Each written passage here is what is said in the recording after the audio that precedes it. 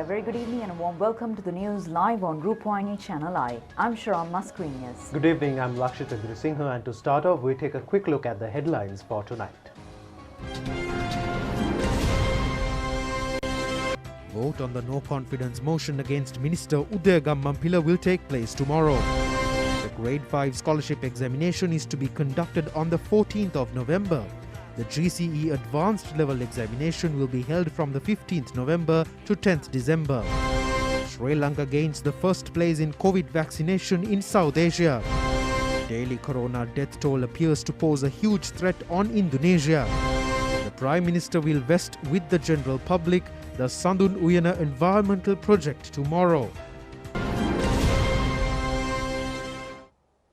On to those and other stories in detail, starting off with the top story for tonight. A two-day debate on the no-confidence motion against Minister of Power Udaya Gammampila has commenced in Parliament today. A vote of the no-confidence motion is scheduled to conduct tomorrow evening. Government and opposition people's representatives have expressed their views in today's debate.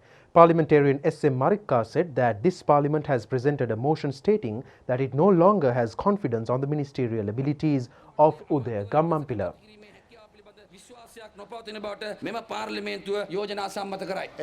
Parliamentarian Kabir Hashim said that he wished to second the motion. He further said that Udaya Gammampila has stated that he would have won even if the motion was defeated or passed in Parliament.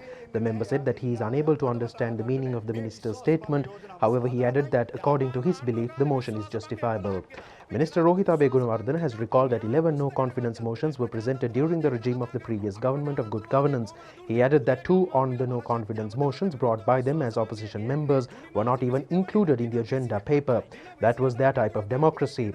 The minister said that in contrast, the government has allowed a 2-day no-confidence motion against Minister Udaya Gammampila. The minister also said that the opposition has presented the no-confidence motion on the 22nd of June. Now 28 days have elapsed and the government has the strength to face without fear the motion. This government has demonstrated that it will not run away in fear. The minister has further stated that although the previous government had brought many no-confidence motions, it was a government that was split into many pieces. Commenting on the role played by the present opposition leader during the previous regime, the minister added that his housing ministry had only built 16 houses utilizing funds for the construction of 60 houses. There was not even a rupee in the cultural fund during his tenure. Minister Bandula Gunawardena said that it was a joint decision of the Cabinet Subcommittee to increase fuel prices. It was not a unilateral decision of a single minister. He added that tomorrow will be the day when the government defeat the no-confidence motion with a massive number of votes.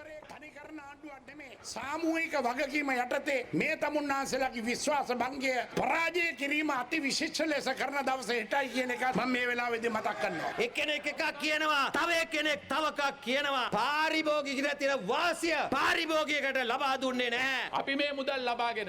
Minister Ali Sabri said that the people have been given relief through the government funds. So far, 5,000 rupee allowances have been paid on 4 occasions. People in lockdown areas have also been given financial assistance. Sri Lanka has been recorded as the country engaged in the vaccination program in the speediest manner. Minister Mahindananda Alutgamage said that some people have visualized that the no-confidence motion would divide the government into 3 or 4 sections.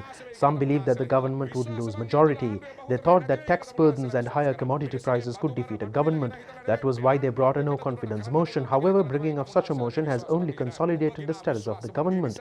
The minister has predicted that the no-confidence motion would have secured a majority of more than 155 votes in tomorrow's vote.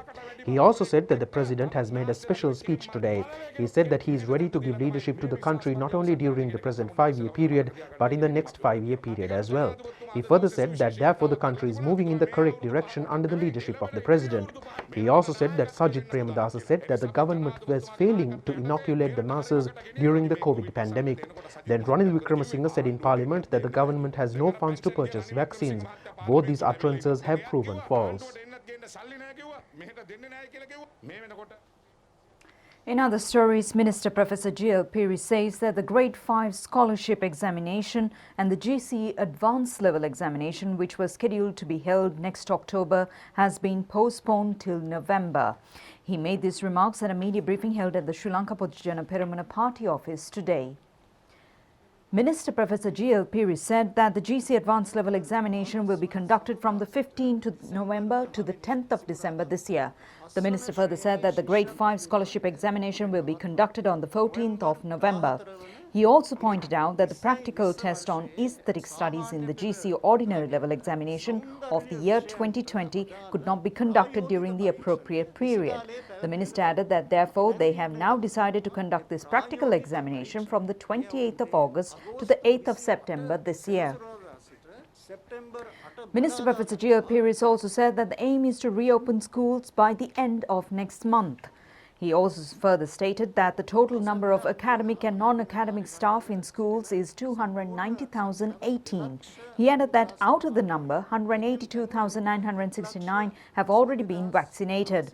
The minister further said that they are hoping to reopen schools by the end of August after delivering the second dose of the vaccine to these workers according to the instructions of the health divisions. The minister also said that he will conduct discussions with the teachers and principal unions throughout the island tomorrow morning. He also said that they have respect for the services of the teachers and he believes that these services should have been evaluated.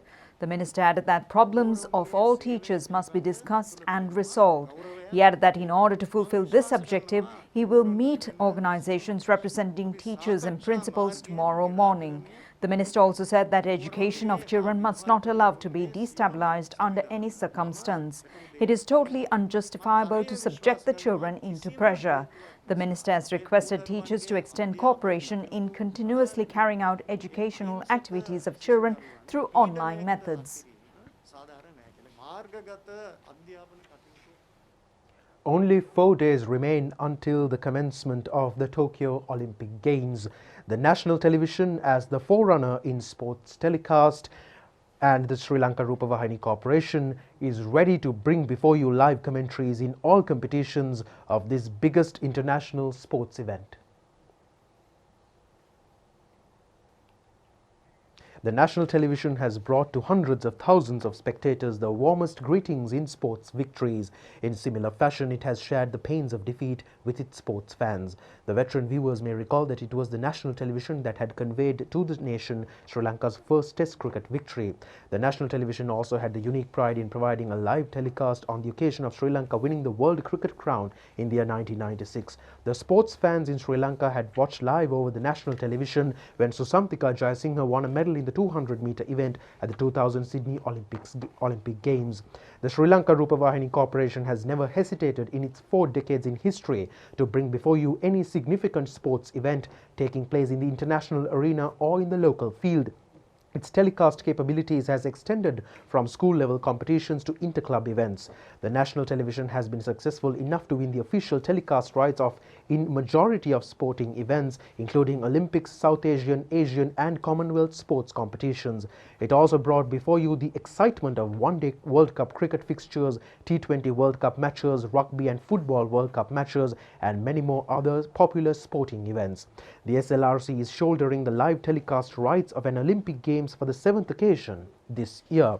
The national television, in addition to its obligations, had provided a special feature on some of the most momentous sporting events in the Olympic Games of the years 1984 and 1988. The national television has been continuously sponsoring sports news of Olympic Games with the exception in the year 2004.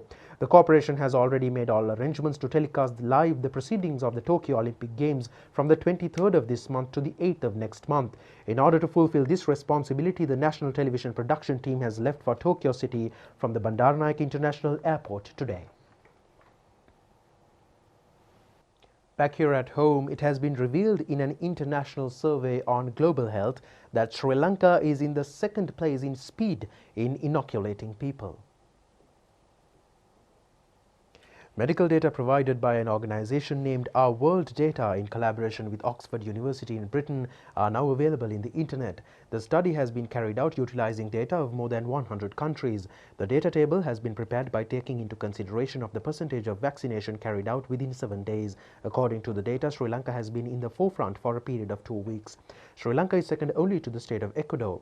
Sri Lanka has recorded the highest speed in inoculation among South Asian countries. By international study has established that even by the ethnic ratio, Sri Lanka is among the first 20 countries who has delivered at least 1 dose of the vaccine.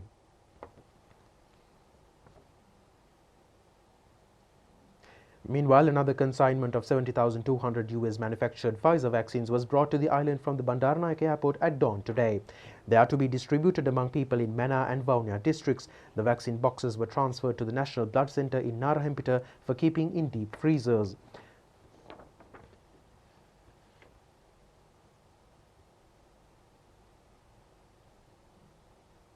(71,674) have been given the first dose of the Sinopharm vaccine yesterday. The second dose of the same vaccine has been given to 10,816. 1,713 have been given the first dose of the Sputnik V vaccine yesterday. 10,088 have been given the first dose of the Moderna vaccine yesterday. In the last 7 days, 1,734,729 doses of vaccines have been delivered to the people. The number of vaccines given yesterday amounted to 94,291. Under the COVID immunization program, so far 7,361,893 doses of vaccines have been administered throughout the island. The vaccination program is being conducted continuously. In the Colombo Municipal Council area, 65% of people of more than 30 years of age and 80% of people of more than 70 years of age have been inoculated. Chief Medical Officer of Health of the Colombo Municipal Council, Ruwan Vijayamuni, says that it is hoped to inoculate all permanent residents in the city of Colombo by the end of this month. The Air Force was engaged in a program to inoculate those who are unable to go out of their residences to receive the vaccines in the Mahalvarava and Palanvatta Gram Niladari divisions in Piliyandala today. Around 1,900 trainee merchant navy personnel as well as engineering cadets were inoculated at the Community Vaccination Centre in Vihara Mahadevi Park in Colombo today. The Dara Sri Lanka Institute has donated 2 million rupees to the COVID-19 Health and Social Security Fund. The relevant cheque was handed over to Prime Minister Mahinda Rajapaksa at Temple Trees this afternoon. It has also provided PPE sets to be used for treatment of COVID patients. The world's first environmentally friendly face masks under the brand name BreathTech S3 was introduced today.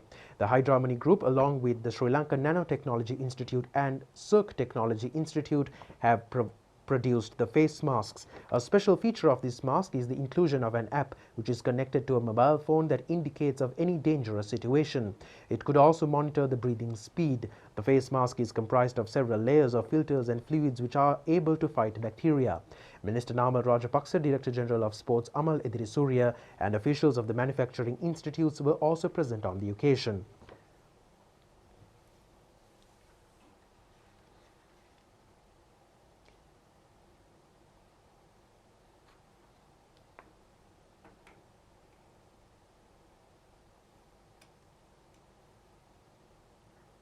(980) COVID-19 patients were detected from the country today. Meanwhile, 972 patients left the hospitals today following recovery. Director General of Health Services said that 48 COVID-19 deaths were reported today.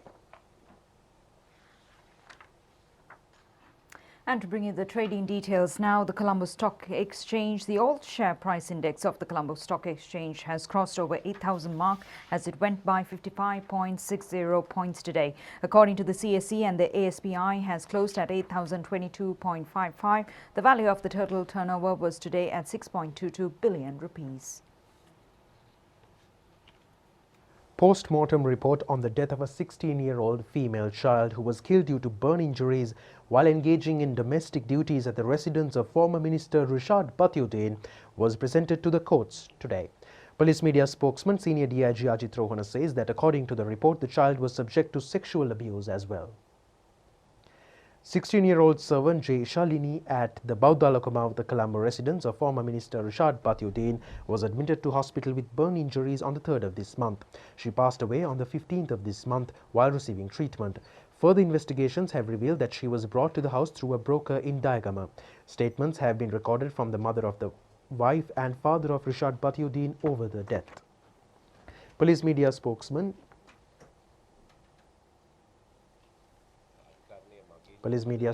Senior DIG Ajit Rohana said that the judiciary has given special orders today for the procurement of scientific evidence and telephone data. Similarly, orders have been given for the inspection of bank accounts. He added that a group of officials of the Borella Police Division and the Colombo South Children's Bureau will leave for Diagama for further investigations tomorrow.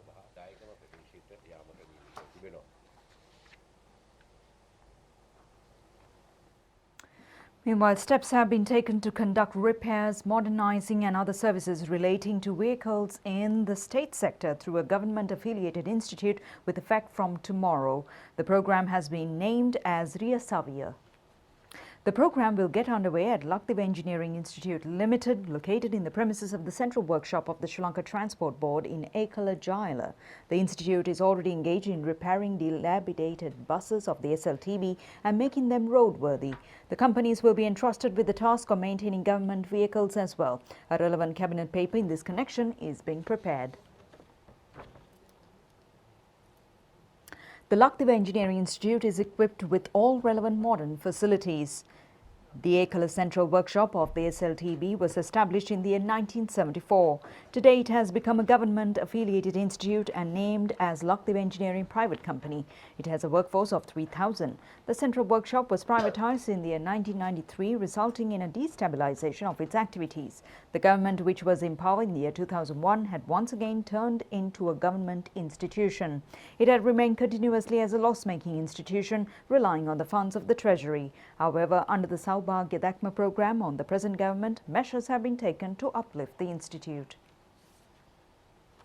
Prime Minister Mahinda Rajapaksa will preside over the opening of the Sandun Uyana environmental project tomorrow. The environmentally friendly park is located along the Sri Lanka-Japan Friendship Road in Sri Jayawardhanapura Kotte. This is a report of the national television on the Sandun Uyana, which has been created in an enhancing fashion in a wet zone closer to the capital city.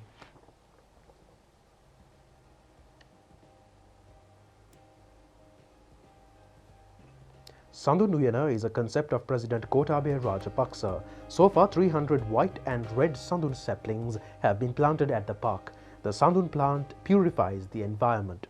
Currently, Sri Lanka has less than 38 varieties of rare Sandun plants. 132 million rupees have been spent in the first stage of the project. Another 162 million rupees have been spent on the second stage. The park includes a concert hall and bicycle lanes for exercising individuals. This park is being constructed amalgamating all parks in Sri Jayawardhanapura Kotte.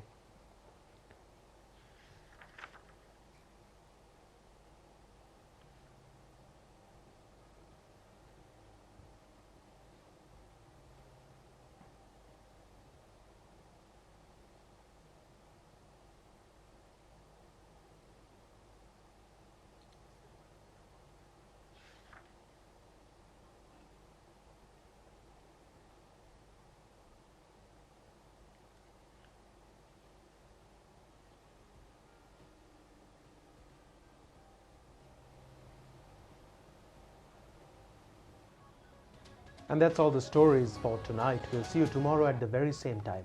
Until then, good night and stay safe.